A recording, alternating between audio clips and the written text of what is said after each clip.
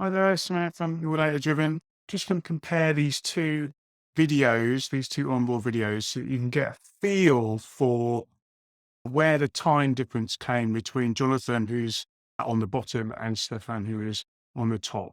There was about 7 or 8 seconds difference on the 1 minute 20 lap. And so the question is, where was that time? Unfortunately, Stefan's data didn't work. So we're just going to do a back to back on the video itself. But what we'll do is I'll show you a very simple way that you can do to try and work out where the time was lost. And yeah, so let's get into it. So we're starting pretty much at the start finish line. You can see Stefan's is there. You can see the start finish line and Jonathan's camera's in a slightly different position. But if you look the line up of the front wheel, it's pretty much in line with that jaggedy edge. So we're starting off pretty much the same. Again, forgive Jonathan's camera quality. It's not the best, but hopefully you'll still be able to see enough as we go through the lap.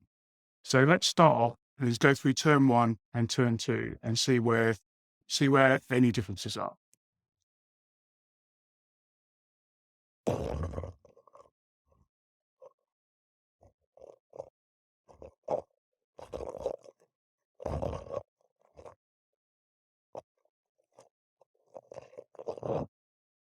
So as you can see, we got pretty much to the entry at about the same sort of time, largely the same.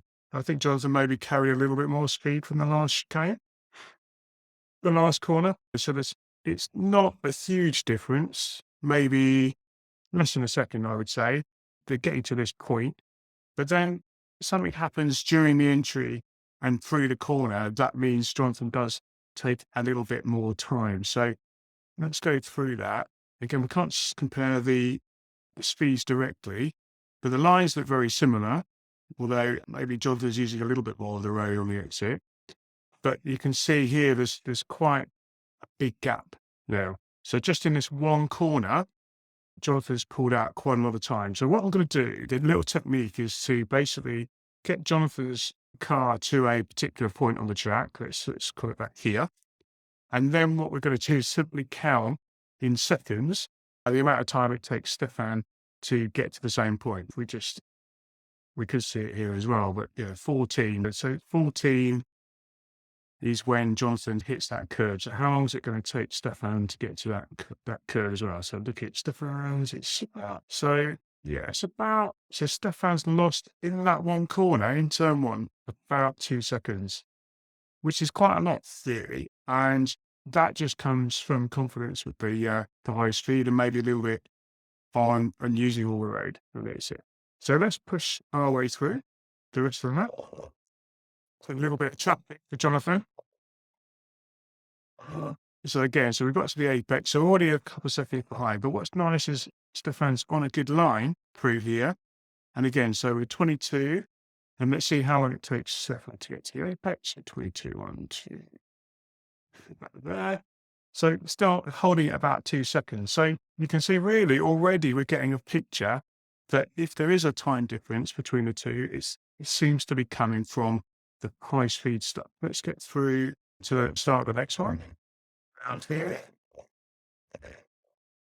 Okay, so this is the turning point for the corner onto the Hangar Straight. So what, we're on 29 at the moment. So let's see through those corners, see how Stefan's doing against Jonathan. This one forward to right. So let's do about there, I think. So we've lost another second. Now, the interesting thing for Stefan is that in comparison to Jonathan, look, so Jonathan's positioning the car. He's literally right on this white line here. And Stefan has taken a slightly more conservative line in, maybe more focusing on trying to get the car turned in. And so there's quite a lot of space here on the exit of that left-hander we've just been through that he could be using to position himself onto this corner, which is onto the long straight. Now, one of the rules done with racing is focus on the corner that takes you onto the longest straight.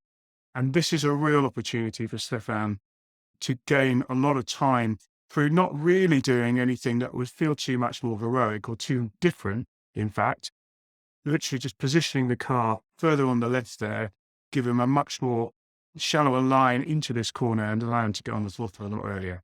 So let's just see where we got to. So we're on the apex there at 31. And let's roll forward for Stephens. Six there. So 34, 3 seconds down at this point. But what what I expect to see, and I haven't actually done this, but what I expect to see is that by the time we get to the end of the straight, so literally all it is, right in a straight line, I imagine that 3-second gap will grow purely because of that positioning on the entry of this corner. Okay, so let's roll our way through. Jonathan does have a toe, a little bit of a toe, but I don't know if you can see it, but Stefan does have another car ahead of him as well. Not as close, so he's not going to be getting as much of a helping hand. But yeah, that is a factor too. So let's just run through this straight and see where we end up.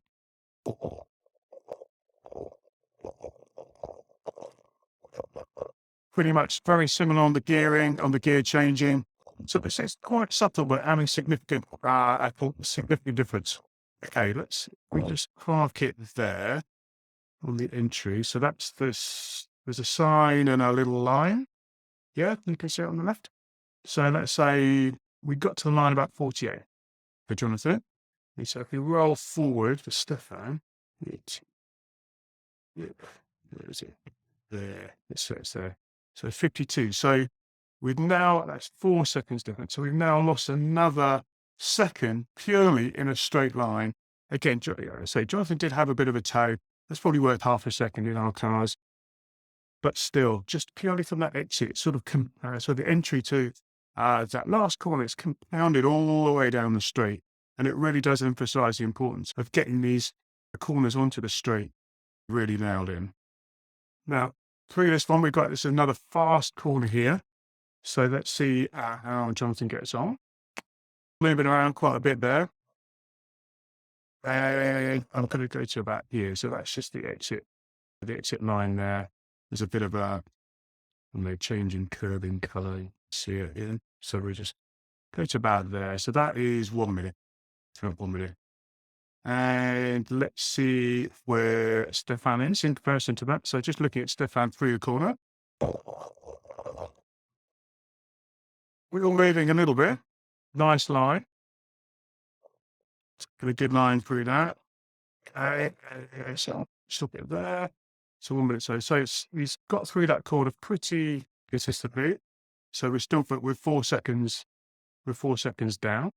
We'll forward a bit now. Coming into this one. So that car's right in front of him now. You want what else to say? It's traffic for him. But still, he's 4 seconds up at the moment. He's got a little bit in hand. What we'll do is we'll roll through the next one and see how Stefan gets on the next few corners.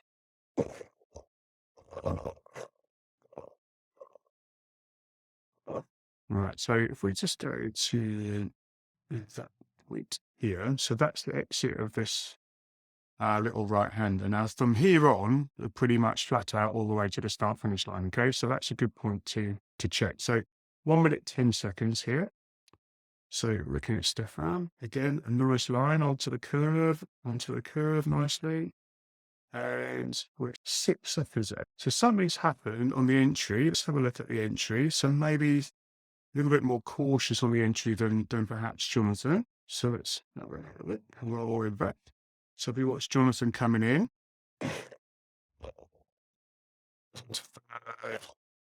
That's very cool.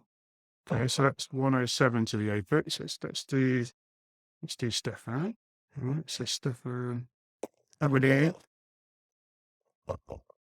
Using all the way this time. Down into third.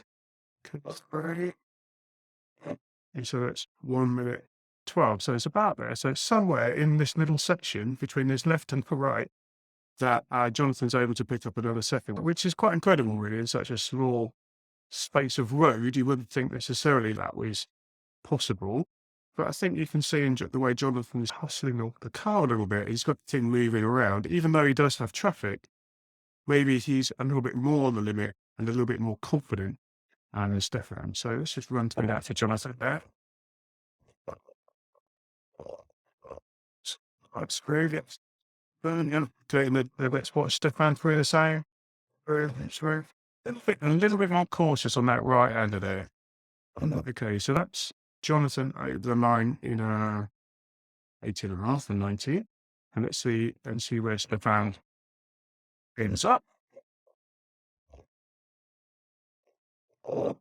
And so that's his 24. So there we go. So that's 24, 25. So that's the extra second. So in summary, we've got turn one, where we've lost a couple of seconds on the entry, pretty consistent through the next couple of corners. The entry to the right hander onto the Harrier straight, not quite using all the roads, and purely that positioning of that car has lost, in effect, another second by the end of the Harrier straight. But where the fast corner, maybe only losing a second or so, and then maybe a little bit in the last little chicane. So one of the interesting things about looking at the data and looking at things like this, so when you start to break it down, it becomes much more accessible, because you can think, well, actually a little bit here, a little bit here. And obviously they do all add up through the lap. But the nice thing is that once you see all these little components, then you can start to work on them, and it doesn't feel quite as daunting, hopefully, for when you're next out. So that's it on this little comparison. I hope that was useful. And be sure to check out all of the other stuff at Your Data Driven. It'll be a real pleasure to help all the rest of you watching. So thanks for now.